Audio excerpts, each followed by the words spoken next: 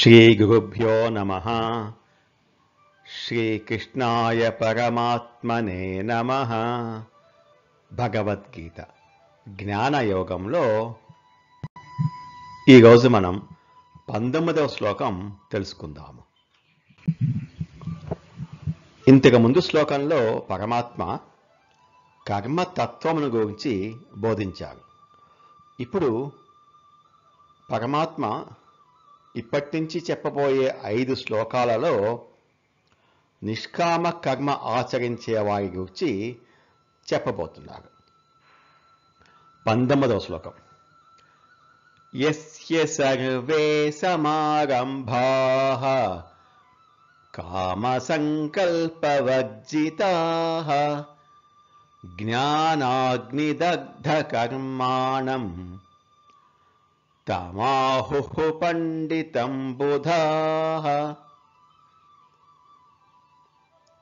యస్య సర్వే సమారంభాః, ఏ వ్యక్తి యొక్క అన్ని క్రియలు, అన్ని పనులు, అన్ని ప్రయత్నాలు కామ సంకల్ప వర్జితాః, కోరికలు, ఫలితం మీద ఆశ లేకుండా ఉంటాయో, జ్ఞానాగ్ని దగ్ధ కర్మాణం, జ్ఞానం అనే అగ్ని చేత అతని కర్మలన్నీ పూర్తిగా దహించబడుతుందో, అంటే నాశనమవుతుందో, తం ఆహుః పండితం బుధాః, అలాంటి వ్యక్తిని జ్ఞానులు పండితుడు అని పిలుస్తారు.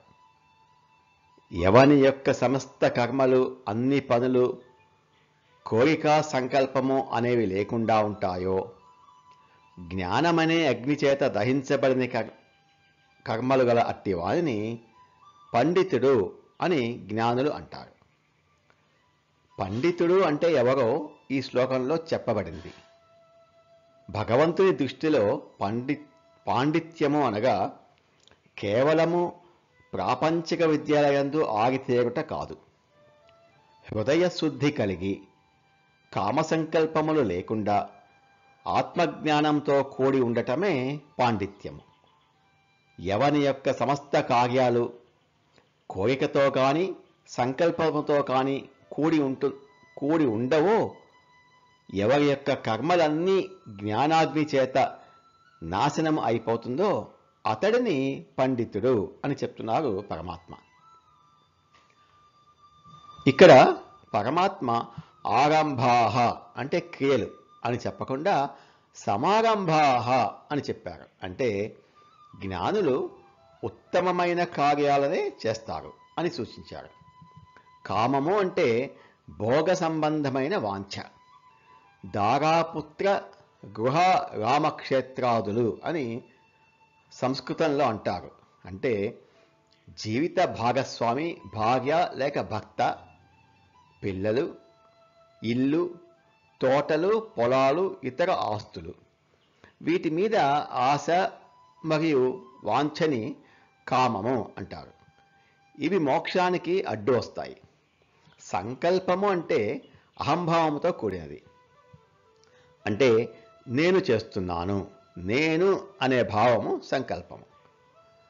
ఎవరైతే తాము చేసే అన్ని కార్యాలయందు కోరిక, ఆశ లేకుండా ఉంటారో, మరియు ఆయా కార్యాలను గూర్చి సంకల్పము కానీ, కర్తృత్వము కానీ, అహంభావము కానీ లేకుండా ఉంటారో, అంటే నిష్కామ బుద్ధితో ఎవరు కర్మలు చేస్తారో వారు చిత్తశుద్ధిని సాధించి ఆత్మజ్ఞానాన్ని తప్పక పొందుతారు. అటువంటి ఆత్మజ్ఞానాగ్ని చేత వారి సమస్త కర్మలు దగ్ధములైపోతాయి. అంటే అన్ని కర్మలు నాశనమైపోతాయి. వారే జీవన్ముక్తులు, వారే పండితులు.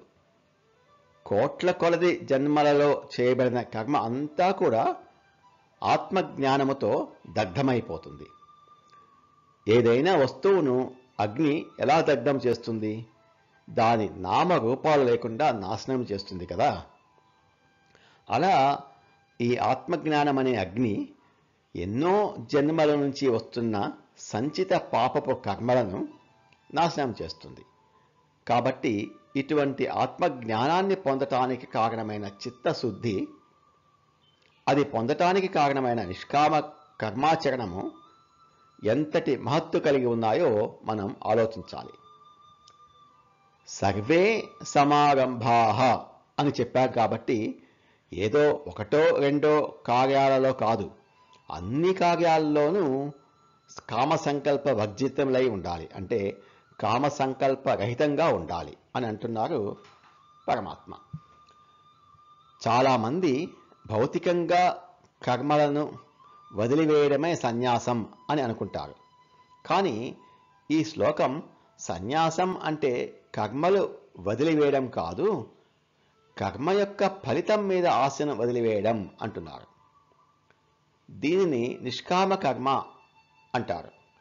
మనం ఉద్యోగానికి వెళ్ళినా, ఇంటి పనులు చేసినా, సమాజానికి సేవ చేసినా ఆ పనుల యొక్క స్వార్థపూరిత కోరికలు అంటే కామ సంకల్పాలు లేకుండా చేయటం ముఖ్యం. కామ సంకల్ప వర్జితాః. జ్ఞానం అంటే కేవలం చదువు కాదు, ఆత్మజ్ఞానం. నేను ఈ శరీరం కాదు, ఆత్మను. అన్ని క్రియలు ప్రకృతి గుణాల ద్వారా జరుగుతున్నాయి, నేను కేవలం సాక్షిని అనే లోతైన అవగాహన. ఈ అవగాహన వచ్చినప్పుడు ఏ కర్మ చేసినా అది బంధనాన్ని కలిగించదు. ఈ జ్ఞానం మన గత వర్తమాన కర్మల బంధాలను పూర్తిగా దహించి వేస్తుంది. జ్ఞానాగ్ని దగ్ధ కర్మాణం. ఇంతకుముందు తెలియక చేసినటువంటి కర్మలను గూర్చి దిగులు పడకుండా, అవి ఎటువంటి కర్మలు అయినప్పటికీ ప్రయత్నపూర్వకంగా ఇప్పుడు నిష్కామ కర్మ ఆచరణ ద్వారా జ్ఞానాన్ని సంపాదించుకుంటే ఇంతకుముందు కర్మబంధాలన్నీ నశించిపోతాయి అని ఈ శ్లోకం యొక్క సారాంశము. ఇప్పుడు చేయబోయే కర్మలు కామ సంకల్పరహితంగా ఉండేట్లు చూసుకోవాలి. అహంభావంతో ఉన్న సంకల్పమే బంధము, కర్తృత్వమే బంధము, ఆసక్తియే బంధము, సంకల్పరాహిత్యమే మోక్షము. ఈ విధముగా కామ సంకల్పరహితంగా కార్యాలను చేసేవాడే పండితుడు, సామాన్యులు కాదు. అటువంటి పండితుడు ఎన్ని కర్మలు చేసినా కానీ శాంతినే పొందుతాడు. అలా కాకుండా కామ సంకల్పాలతో ఉండి ఏ పని చేయక ఊరికే ఉన్నా కానీ అశాంతినే పొందుతాడు. ఇది కర్మరహస్యం.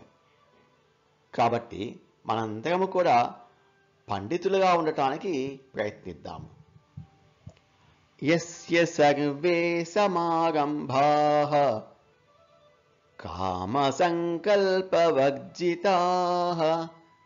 జ్ఞానాగ్నిదగ్ధ కర్మాణం తమాహుః పండితం బుధాః. ఎవని యొక్క సమస్త కర్మలు, అన్ని పనులు, కోరిక, సంకల్పము అనేవి లేకుండా ఉంటాయో, జ్ఞానం అనే అగ్నిచేత దహించబడిన కర్మలు గల అట్టి వానిని పండితుడు అని జ్ఞానులు అంటారు.